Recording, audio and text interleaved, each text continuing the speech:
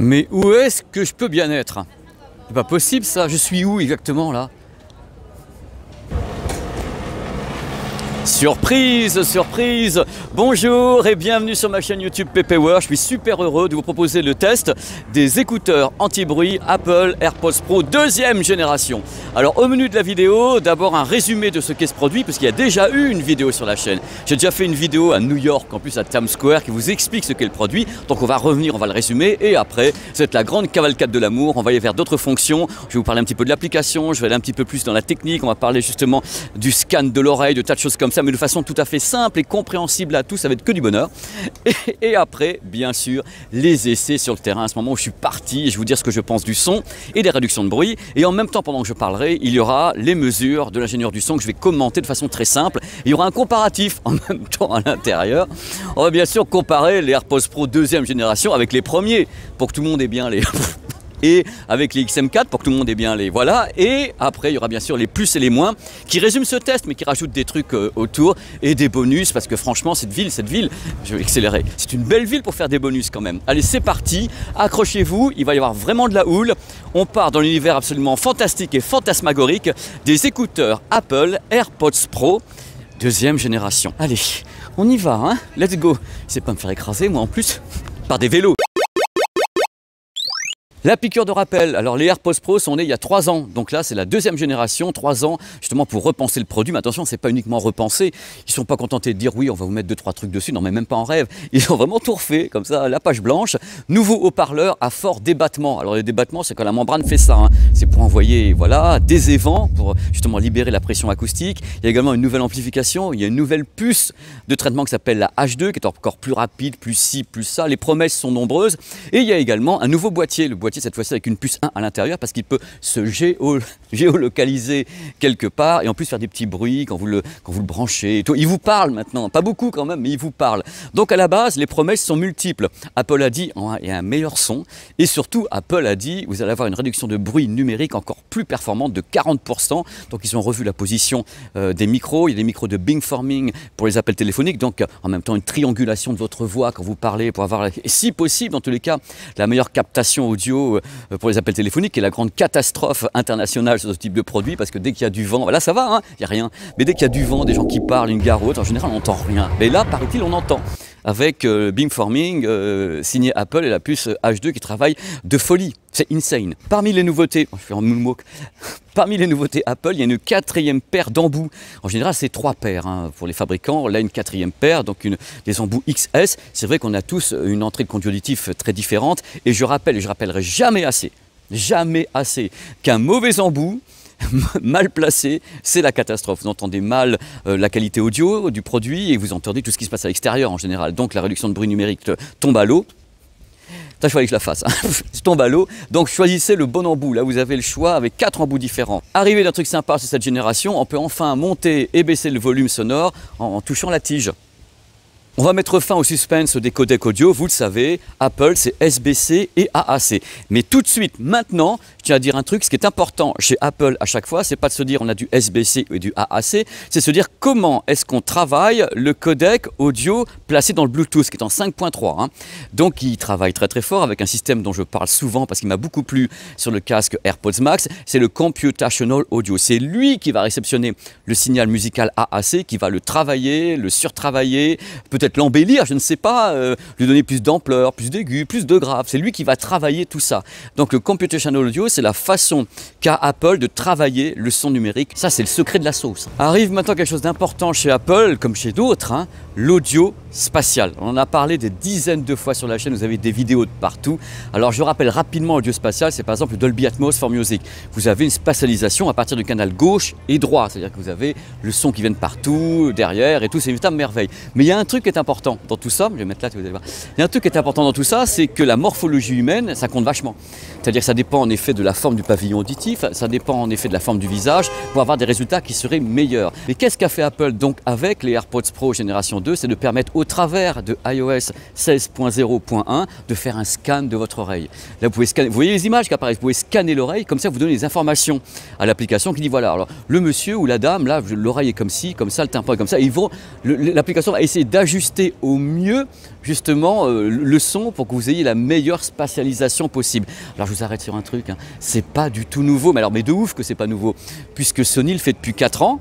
Avec les XM, vous avez les images sur la chaîne, ça a été filmé à Berlin, je crois, il y a 4 ans, avec une photo du pavillon auditif, de la morphologie, pour essayer d'avoir la meilleure spatialisation possible, parce que c'est du binaural. Et le binaural, vidéo sur la chaîne, ça dépend également de la perception qu'on en a nous. C'est-à-dire de perception à la fois auditive, cognitive et tout le tremblement. C'est un truc incroyable. Pour info, le scan se fait au travers de True Depth.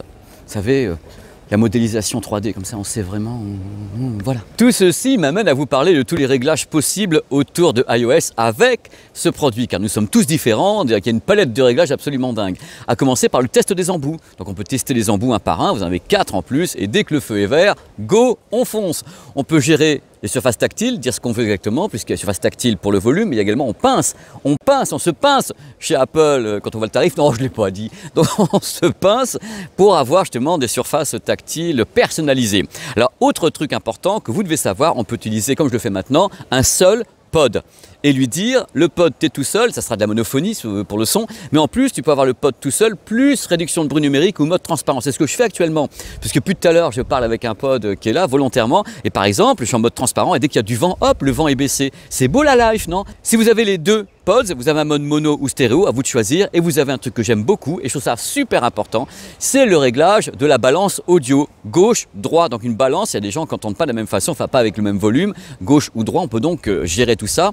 Et pour les gens qui seraient peu ou prou un tout petit peu malentendants, il y a également un mode d'accessibilité que je trouve vachement bien.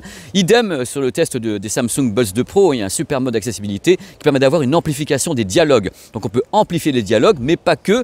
Avec de la musique, on peut très bien dire tous les sons qui sont faibles, on les monte. C'est-à-dire qu'il n'y ait pas de pianissimo, même quand c'est faible, ben c'est relevé parce que la personne a des petits problèmes d'audition. Il y a vraiment un mode d'accessibilité intéressant sur iOS avec ce produit et certainement avec les autres, hein, croyez bien.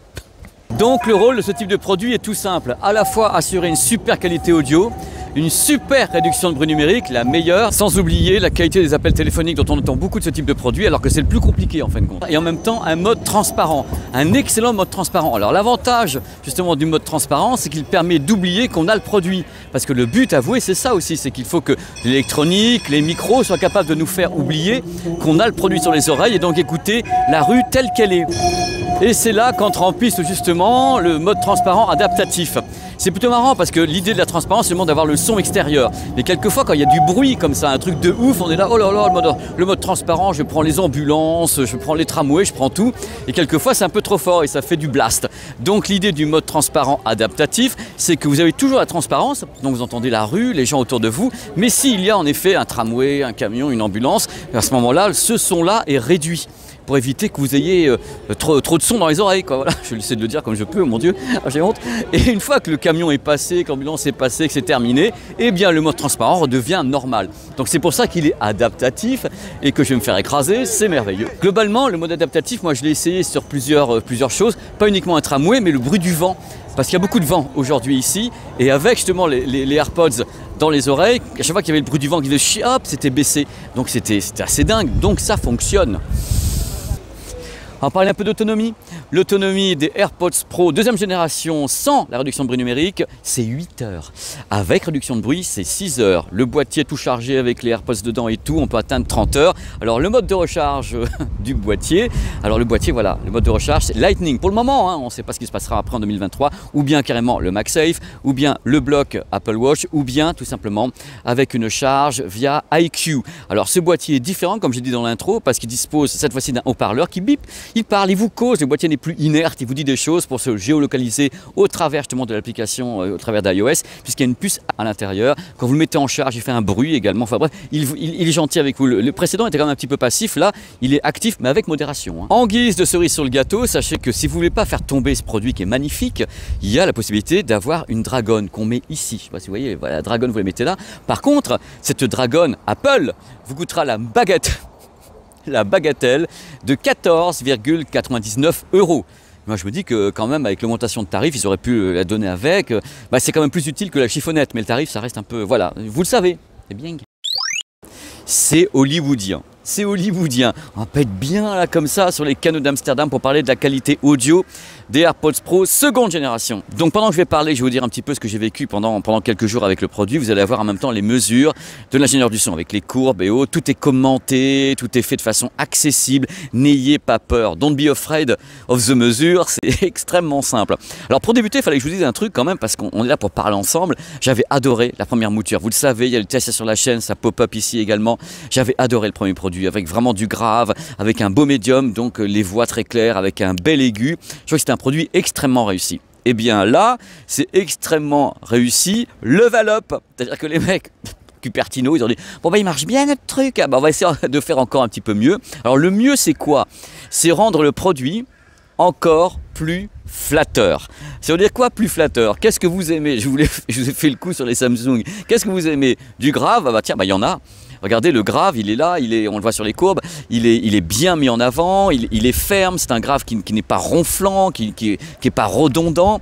Donc le grave est très soutenu, ça c'est vachement bien. Il y a encore un effort qui a été fait au niveau du médium. Le médium est également très clair. Le médium, je répète à chaque fois, vous avez je vous mets un truc en bas pour grave, médium, aigu. Le médium, c'est les voix, c'est super important. Parce que si le médium est mal retranscrit, vous allez avoir des... Si moi je parle comme ça, vous allez... Oui, alors comment ça va? Ah, non, c'est pas possible. Non. Donc si le médium est mauvais, ça va être vite agressif, vite dégueulasse. Vous n'entendrez pas bien les voix justement et certains instruments. Et ça c'est bien fait. On sent qu'ils ont bossé également, qu'ils ont relevé un petit peu le truc. Je ne suis pas en train de vous dire qu'il y a un fossé gigantesque entre les AirPods première génération et les seconds. Disons que ils ont peaufiné, ils ont amélioré, ils ont fait un enhance, comme disent les Américains. On a enhancé le truc pour que ça soit encore plus flatteur. Because en même temps la nouvelle puce, et qui dit nouvelle puce, et en même temps peut-être un travail un peu plus rapide au niveau du computational audio, ce qui fait que c'est encore plus travaillé. Alors, troisième partie, parce qu'il y a grave, médium, aigu. L'aigu, c'est encore plus détaillé. Les mecs avaient déjà un aigu qui était extrêmement propre sur les AirPods première génération. Là, on sent que c'est encore plus travaillé. Là encore, je ne vais pas vous dire que c'est de la haute fidélité, de la hi-fi incroyable. On n'est pas avec des codecs justement lossless ou un casque hi-fi, c'est pas là le truc. Mais là, on a à nouveau un nouveau step up, donc level up, sur un produit qui sonne vachement bien, avec la plupart des morceaux de bonne qualité, avec un travail derrière qui est très très fort au niveau justement du computational audio. Et quand on écoute, c'est flatteur. C'est-à-dire qu'on sait, moi je sais que le son, entre guillemets, il est faux.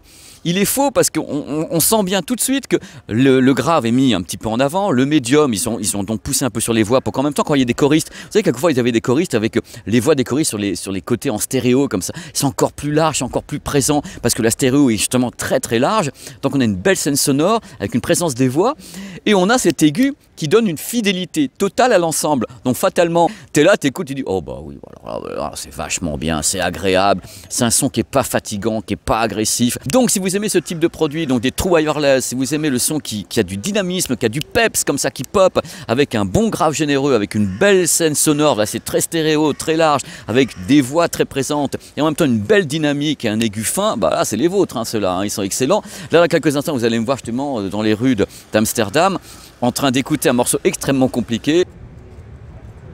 Je suis en train d'écouter un morceau de Dire Straits, Telegraph Road, avec une grosse dynamique. Le morceau, ça commence tout doucement, donc il n'y a presque rien.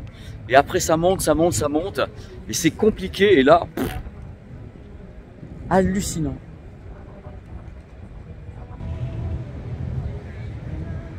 Voilà, le morceau de Dire Straits fait quand même 14 minutes. Donc c'est des moments où ça monte, où ça descend, au niveau de la puissance, enfin, du volume et de la dynamique. Il y a la voix de Mark Knopfler, il y a plein de trucs comme ça. Et justement, ça permet de bien savoir ce qui se passe avec ce type de morceaux. Il y en a plein comme ça, j'en ai des centaines que je connais par cœur parce que je connais le mastering. Je sais comment ça a été fait, je sais comment ça a été remasterisé en 24 bits. Voilà, parce que j'écoute ces morceaux depuis des années. Et c'est des morceaux extrêmement compliqués. Et l'autre, il y arrive. Il est là, bah là on y va. Ça reste un petit peu, comme toujours, travailler, surtravailler. On sent que ça bosse derrière, que Apple travaille le son. Il y a un côté qui n'est pas aussi expansif qu'un casque. Il faut quand même que je vous le dise, n'attendez pas de ce type de produit le son des AirPods Max, le casque. ça sera pas le même son. C'est-à-dire que le casque, il a des haut-parleurs comme ça, hein. L'autre, il est tout petit. Donc, mais c'est directement infusé dans votre conduit auditif quand même. Il bosse quoi, et c'est top. Hein. C'est top. On va pas se mentir, mais pas entre nous, c'est un excellent produit. C'est-à-dire que le précédent était excellent, je les voyais mal faire moins bien. Par contre, dans le test des Bose QC Earbuds 2, je ferai le comparatif entre les Bose et celui-ci. Là, je ne mets pas justement le comparatif avec les Bose parce que j'ai pas mis les Bose en ligne, donc je vais pas vous spoiler la live quand même. Donc, à nouveau, je vous le dis pour conclure cette partie, ils sont étonnants. Donc voilà mon avis et celui justement de la personne qui a fait les mesures.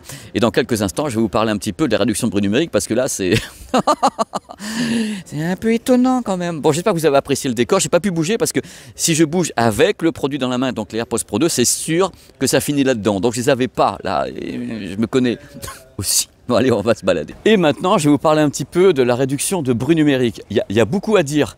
C'est parti, écoutez bien maintenant.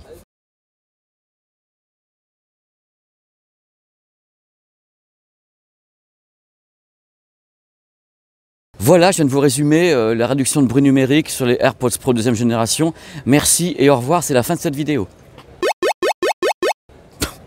Allez, on va développer un peu quand même. Il faut qu'on parle, il faut vraiment qu'on parle sérieusement. Parce que la réduction de bruit des AirPods Pro, déjà la première génération, c'était oufissime. On était là, on a mis le truc, on dit oh là là, c'est absolument génial et tout. Et là, on ne sait pas comment ils ont fait. Mais j'ai aucune idée. Hein.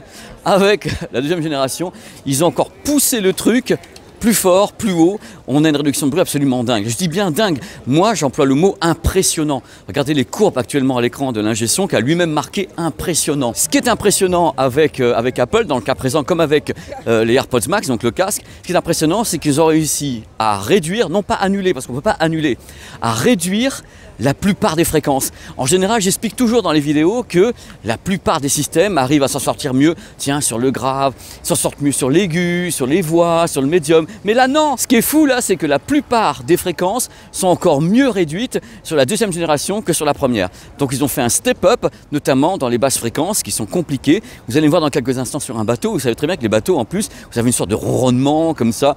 Et vous allez voir ma tête. J'ai les AirPods Pro et le ronronnement, je l'entends pas. Allez, c'est parti. Je n'entends rien. C'est flippant.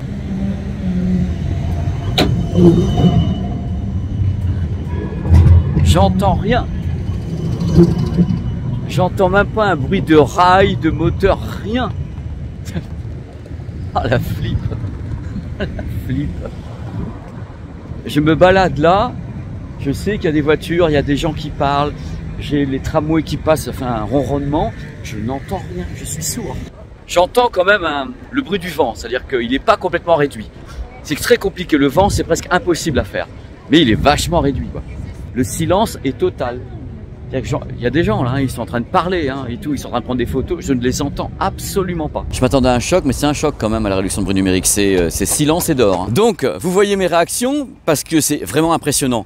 C'est-à-dire que c'est pas une annulation complète. Encore une fois, on ne peut pas annuler complètement tous les bruits. Il y a plein de gens qui me contactent en me disant oui, j'ai acheté les AirPods, j'ai acheté le XM4, j'entends encore les voix de mes gosses et tout. On ne peut pas tout annuler. C'est impossible. Le travail numérique ne peut pas être fait à ce point-là. Mais on peut vachement réduire. Et quand on arrive à réduire la plupart des fréquences, donc grave, médium, aigu, c'est une des meilleures réductions de bruit que j'ai entendues sur les trous wireless. Il n'y a même pas débat. C'est extrêmement impressionnant. Il y a même, je vais vous dire un truc, un moment de solitude. Tu sais, vous êtes là, vous mettez la réduction de bruit dans une ville, là encore il n'y a pas trop de bruit, et vous vous baladez dans une ville très bruyante, et vous vous dites, non mais il y a un moment de solitude, c'est presque flippant, vous êtes tout seul, vous devenez sourd en fin de compte, puisque vous n'entendez plus rien autour, ou tellement peu de choses par rapport à la réalité. Il faut vraiment qu'il y ait quelque chose d'un peu fort, qui est vraiment un gros bruit de klaxon, ou un camion qui vous klaxonne, vous entendiez vraiment le truc, donc c'est ouf. C'est ouf, c'est étonnant. Dans les réglages, j'ai pas trouvé un moyen de régler la réduction de bruit numérique. C'est automatique, hein, ou alors j'ai pas trouvé l'endroit, et c'est possible, hein, on est tous humains, je commets des erreurs comme tout le monde. Mais j'ai pas trouvé, mais c'est pas important, c'est en automatique. Et le but, bien sûr, c'est de vous donner un minimum de son externe. Et si vous êtes trop isolé dans votre univers, hop, soit vous arrêtez le tout, soit vous mettez le mode transparent. Un truc qu'on a remarqué aux mesures, je l'ai moins entendu, il y a quand même une petite différence de tonalité quand on active ou qu'on désactive la réduction de bruit numérique. On sent que le travail n'est pas fait de la même façon. mais il n'y a pas un fossé entre le son il est bon dans un cas, il n'est pas bon dans l'autre cas. Non, non, vous avez une petite différence lors de l'activation. C'est normal, il y a un calcul, on fait travailler justement les haut-parleurs, l'électronique, donc les micros, et un calcul différent du mode neutre, entre guillemets. Mais c'est vachement bien. Qu'est-ce que c'est bien. J'ai vraiment, je suis enthousiaste parce qu'il y a de quoi, je veux dire, j'aime bien tester les produits qui fonctionnent, moi je préfère. Cette vidéo, c'est un peu Apple versus le monde entier. Donc à l'heure de cette vidéo, les AirPods Pro deuxième génération disposent de la meilleure réduction de bruit existant sur le marché. C'est-à-dire qu'ils arrivent à damer le pion au XM4. Vous savez, pas de beaucoup, parce que c'est pas non plus des fossés de 15 dB. Donc ils font mieux que les XM4.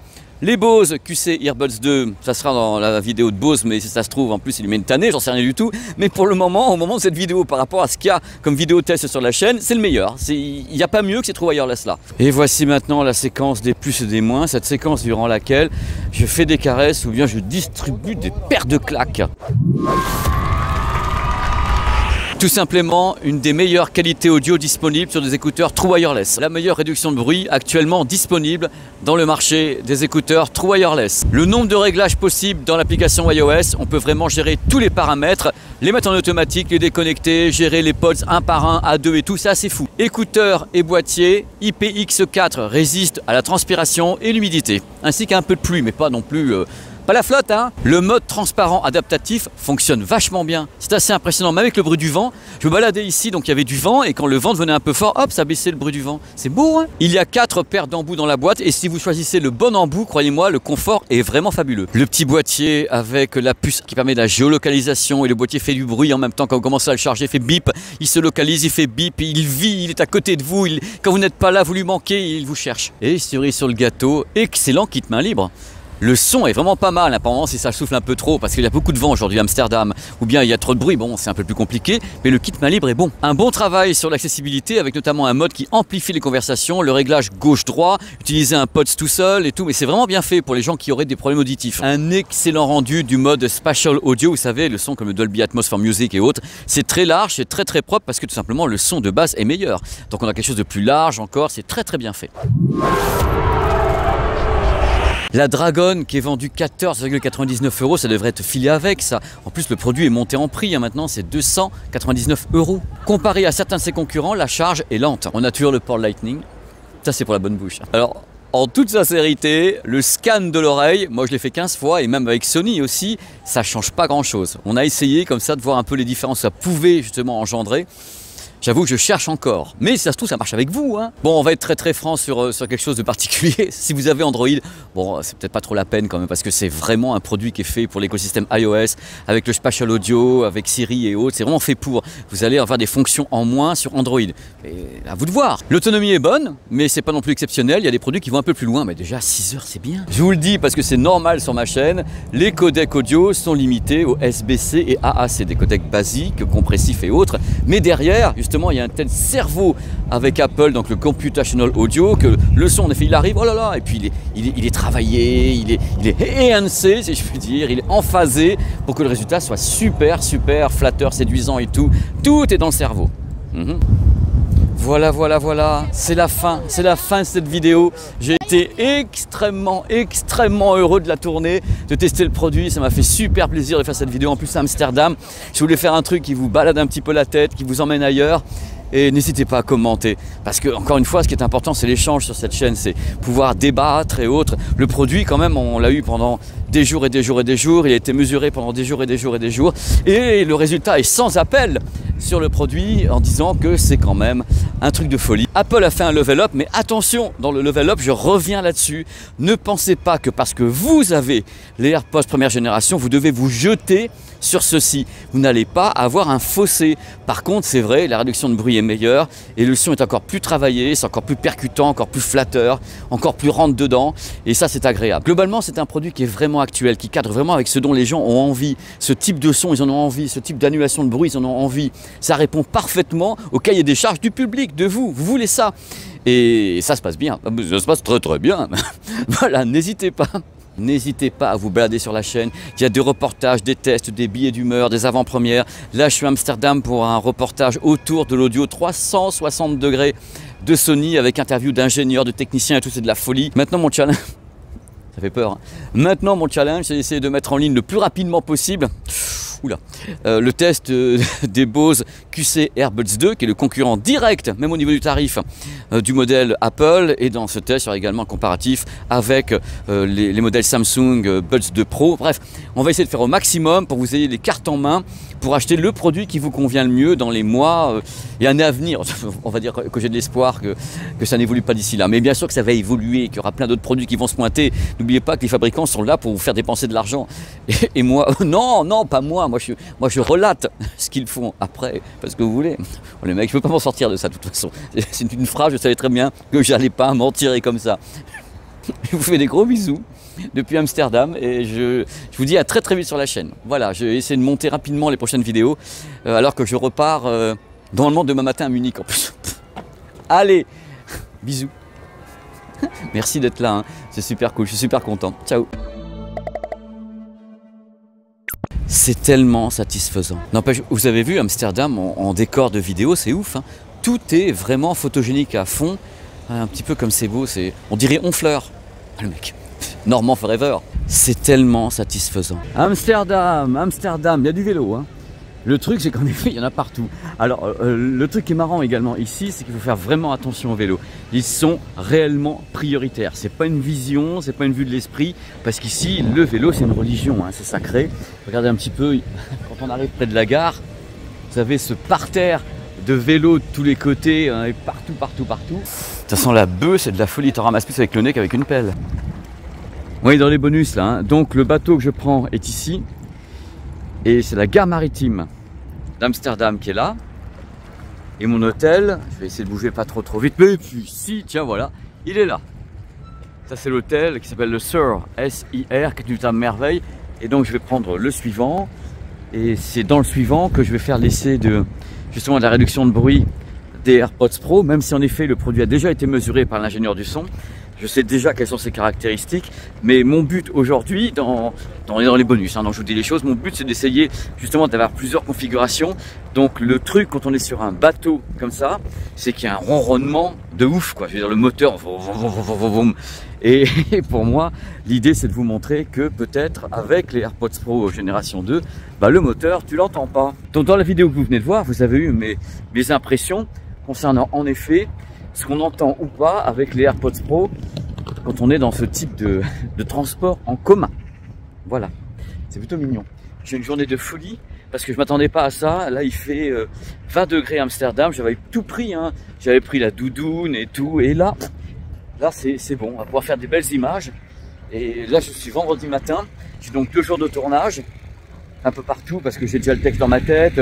J'ai reçu les mesures de l'ingé son. Je vais donc pouvoir tout mettre en place. Et apprendre mon texte par cœur, parce que quand même, il y a de l'impro, mais il y a des trucs que je dois savoir. Donc là, je suis à bord du bateau, il n'est pas encore en route, donc on n'entend pas le ronronnement, mais il y aura le ronronnement dans quelques instants. Donc voilà, j'ai 2 jours de tournage, donc si je peux, je vous montre la vidéo donc, le samedi soir, et vous l'aurez pour le dimanche matin. Après, on verra avec les débits ici, si je la mets en 4K ou en Full HD. C'est tellement satisfaisant.